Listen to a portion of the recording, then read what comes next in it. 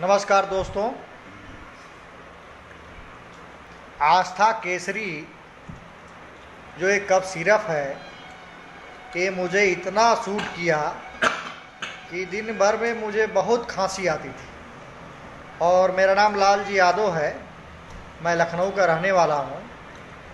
Madam जी ने phone किया मुझे, रूबी नाम था उनका, और ये सलाह दी कि ये आप पीजिए और इसको पीने से मेरा पूरा का पूरा खांसी समाप्त हो गया। मैं बचपन से खांसी में मुझे आती थी।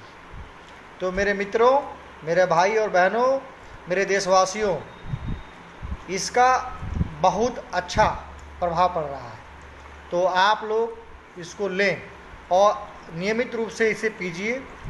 और पीने का तरीका, 1 चम्मच निकाल के 3 चम्मच पानी में घोल के पीजिए, सुबह शाम पीजिए, आपका खांसी जड़ से समाप्त हो जाएगी। धन्यवाद। जय हिंद, जय भारत।